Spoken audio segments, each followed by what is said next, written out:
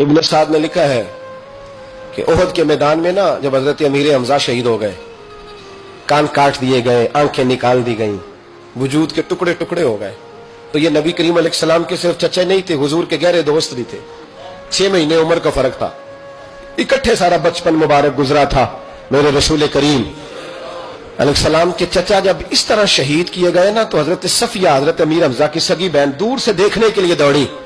तो नबी करीम ने हजरत जुबैर से कहा, उनके बेटे से, फरमाया ये बहन है, इससे देखा नहीं जाएगा, ये नसीबों वालियां नहीं देख सकती अपने भाइयों की तकलीफ, तो तू जाके ना इसे रोक दे, किसी तरीके से माँ को मना, हजरत अमीर हमजा का चेहरा ना देखे, ये बड़ा प्यार करती है भाई से, इसके लिए थोड़ा मुश्किल हो जाएगा।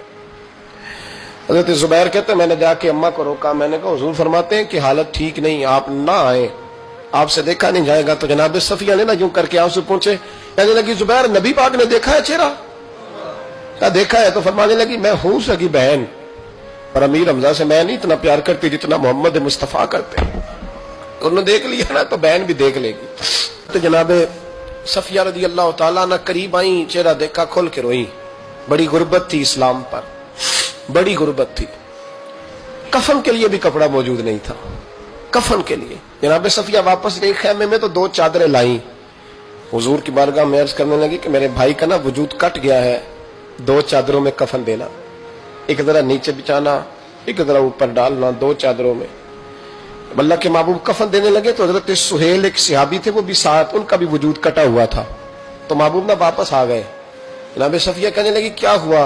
का मेरा हौसला नहीं पड़ता कि चचा को कफन दे दूं और दूसरा गरीब वैसे ही पड़ा रहे, यहां नफसा नफसी पड़ी नहीं, कौन उठ के सोचता इतना जात से ऊपर का चचा को कफन दे दूं और वो पड़ा रहे। हजरत सफिया कहने लगी इजाजत है कि चादर उनको दे दे, एक मेरे भाई को दे दे। नबी करीम अलैहिस्सलाम ने चादरें खोली तो एक लंबी थी, एक छोटी थी। का सफिया अब मैं क्या करूं? यानी वहां जब मैयत पड़ी है, जनाजा पड़ा है, शहादत हो गई है, वहां भी कुर्बानी का ये जज्बा, अब मैं क्या करूं? अब क्या हुआ? फरमाया अगर मैं बड़ी चादर चचा को दूं तो ये भी मेरा दिल नहीं करता कि मैं उनको बड़ी दे दूं और दूसरे गरीब को छोटी दे दूं, अब क्या करें? तो हजरत जुबैर बिन अवाम कहने लगे मुझे आप दोनों का पतला है, अगर आप कहें तो मैं कुरान दाजी कर दूं। यानी उस वक्त जब आंसू बह रहे हैं, तड़प है, फिर भी इतना हौसला नहीं कि अपने चचा को, अपने भाई को तो ढांप दिया जाए और दूसरे की मैयत पड़ी रहे।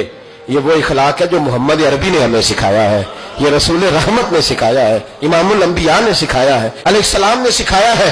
कुरान दाजी की गई तो बड़ी चादर हजरत सुहेल के नाम निकल आई, छोटी हजरत अमीर हमजा के नाम निकली।